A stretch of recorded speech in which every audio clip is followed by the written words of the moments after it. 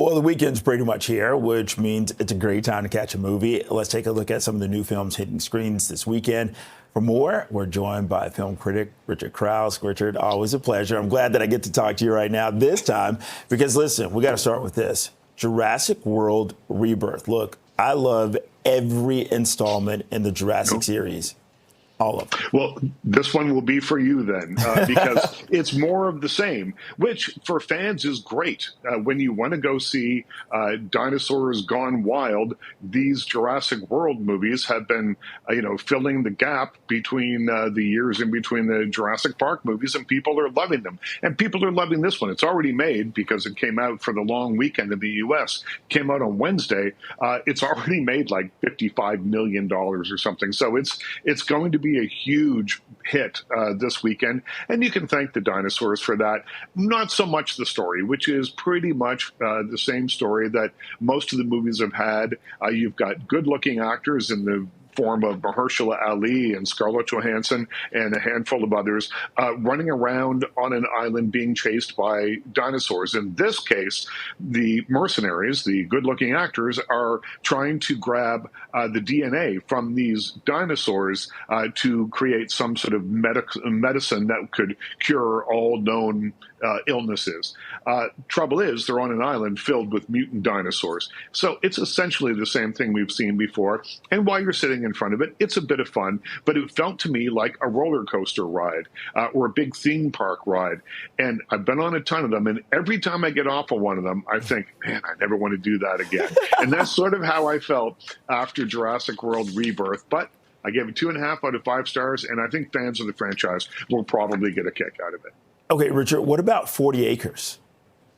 I like this movie a lot. This is a Canadian dystopian film that takes place in a world where there's been a societal collapse. Everything has taken a downturn. And then you have a family headed by Danielle Deadwyler and Michael Greyeyes, the two great actors, and they've carved out 40 acres of land of their own in which they can grow their own crops. They can raise their family on it. Unfortunately, all heck has broken loose in the rest of the world, so occasionally they have to defend their land from cannibals or whoever else might happen by.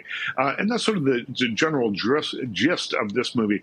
I like this movie, though, because it takes a what-if premise, which is what if the society falls apart and people have to survive, and then infuses it with some echoes from the past and even from the present about ownership of land and heritage and all sorts of other kind of hot button topics are woven all the way through this story fairly seamlessly, so that you get a piece of speculative fiction that not only will entertain you with pretty cool action scenes, but also give you something to think about. So I gave 40 Acres, which is playing in theaters right now, 4 out of 5 stars. Yeah, you don't give out those 4 stars too often. So I do not.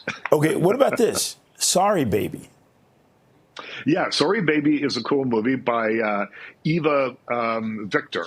And you may know her if you saw the show Billion. She was on the last couple of seasons of that. Here she is the writer, the director, and star of a film about a woman who had unspeakable trauma happen in her life. And we learn about the trauma, and we learn about the aftermath, how she tries to piece her life back together afterwards. And I know I've made it sound really heavy, and parts of it are heartbreaking, but parts of it are really heartwarming, and a lot of it is really funny. And that is because of the performances of Eva Green and Naomi Ackie, who is a co-star here. The two of them have great chemistry together. They play best friends. And so you've got this kind of cool vibe going on in the middle of a movie, again, like 40 Acres, that'll make you think a little bit on the way out of the theater. So I gave that one 3.5 out of 5 stars. Okay, we're just about out of time, but we have to get to heads of state. Mm-hmm. This is on Prime Video this weekend, so you can stay home and watch it tonight. It's Idris Elba as the Prime Minister of Britain, and you've got John Cena as the President of the United States. Some international conspiracy happens. You don't need to know all the details about that, and they have to fight back.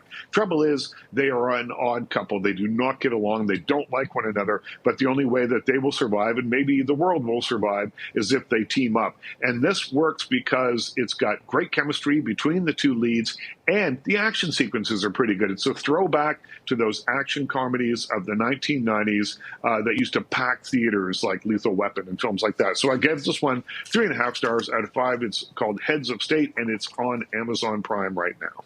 All right, film critic Richard Crouse, always a pleasure. Thanks for your tips. Thank you.